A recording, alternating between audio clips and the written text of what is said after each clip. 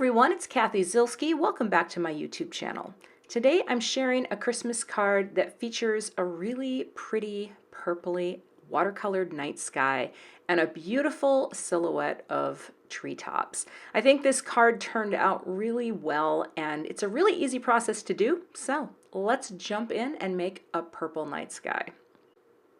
The stamps I'm using today are from Gina Designs, and the set is called You Warm My Heart. Love the trees and the mountains, and the sentiments are wonderful. I'm going to be using a word die from me. It just says joyful. Got a couple paint brushes here, and I will be using my Mission Gold Mijello watercolors. Trying to use these more and more, and I think I'm getting marginally more comfortable, but we'll see. I've got some cold pressed paper here from Aquarella. This is the Artistico Extra White. And I'll be using a little bit of white acrylic paint to flick on some snow. Now, I have a download, and I'm going to put a little link to this so that if you want to get this download, you can. It is to print out little swatch cards for the Mission Gold colors, the set that I have. And I'll link to that. I find it helpful because I don't remember what they look like. But I'm going to take my little pipette and drop in some water on the two colors that I'm going to use for my purple, and that is the red violet and the clear violet. I've got 2 containers of clear water, a little cloth, and I've got this wide brush that I'm going to use with some clean water and just brush that clean water across. Now I've got my piece of watercolor paper taped down with purple tape.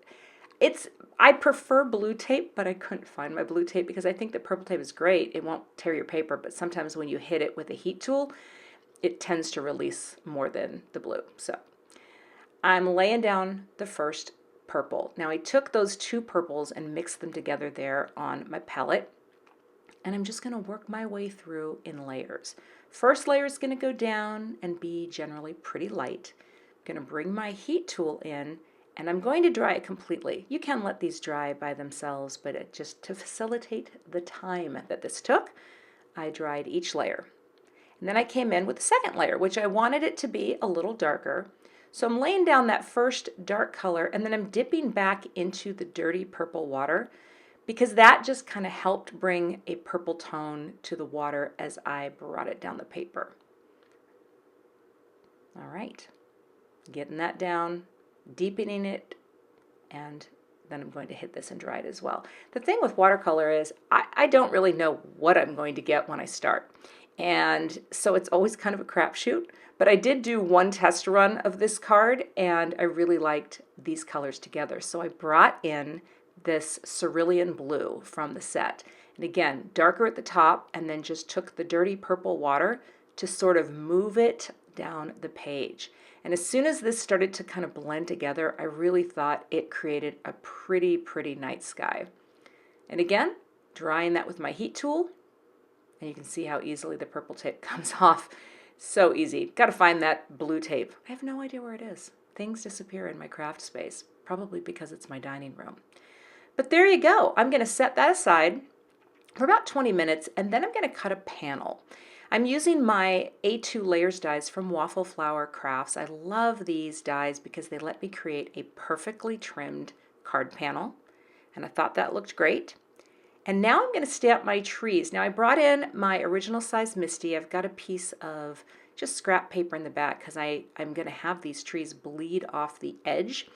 Now Versafine Onyx Black is a really black ink. I love this ink. It's juicy, it's black, it's wonderful. But when you have watercolor paper, you're going to have to hit it a few times. And you are going to see just how many times I hit it because I really wanted this to be as black as possible for that wonderful silhouette effect.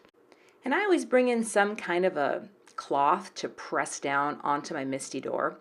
But see, here's the beautiful thing. So that first impression didn't look so great, and that's not surprising because watercolor paper has more texture. It's toothier, if you will. And so you have to stamp it a few times to really press the ink down into that texture. But the beauty of having a stamp positioner like the Misty is you can just keep hitting it. As long as you're holding it in place with that magnet, you keep going. And that is exactly what I did because I really did want it to be as dark as possible. I even brought in the double palm technique at the end until I got it as black as I wanted it to be. And I thought that looked great. Next, I'll take that titanium white acrylic ink and a brush, and I'm just going to flick. Now, I was a little dainty with my flicking at first. I should have just been a little more aggressive. You know, you never know when it comes to flicking. And sometimes I get blobs that are too big, and I dab them up, which I probably shouldn't have done because then it just smeared it. But I thought, no, we are going with this. We are going with it. So I flicked some more, got a lot of snow on there, and then I thought, you know what, I'm going to add more snow. So I brought in my Jelly Roll pen and just colored over some of those smudgy, smeared areas that I messed up. But in a way, I thought to myself, well, it kind of looks like the galaxy in the background. Yeah, I'm all about space. Next, I'll take my Joyful word die, and this is some Neenah Solar White Classic Crest in the 110-pound weight. And I'm going to die cut 3 Joyfuls as well as the little dot above the eye. And once I have those die cut, I will glue these together with liquid glue. Now, sometimes I use spray adhesive, but sometimes I prefer the liquid glue because it doesn't stick as immediately. You know, you can kind of move it around a little until everything is lined up perfectly. So I've kind of been going with the liquid glue lately on this, and I've been happy with the results. Just kind of wiggle it until it's perfectly lined up, and then I will repeat that for the 3rd die cut so that I have a nice dimensional stack. And any glue that seeps out, you just wipe it away.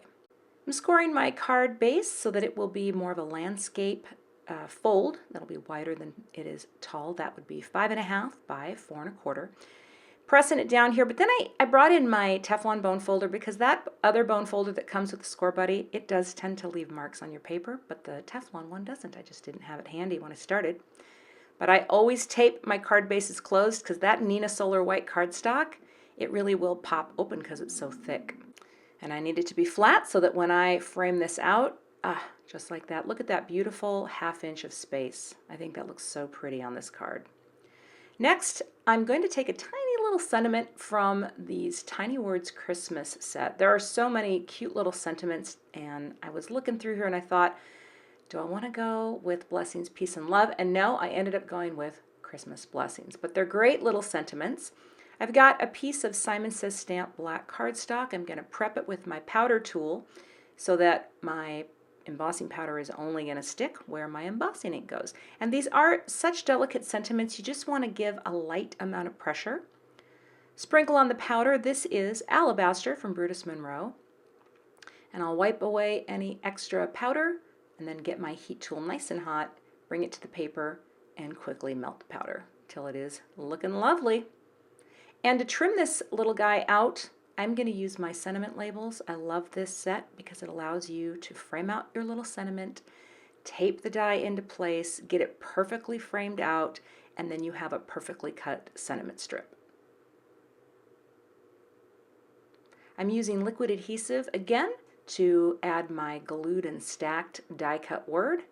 Getting that lined up. I brought in my ruler here just to make sure, is it straight? Yeah, it looked pretty straight.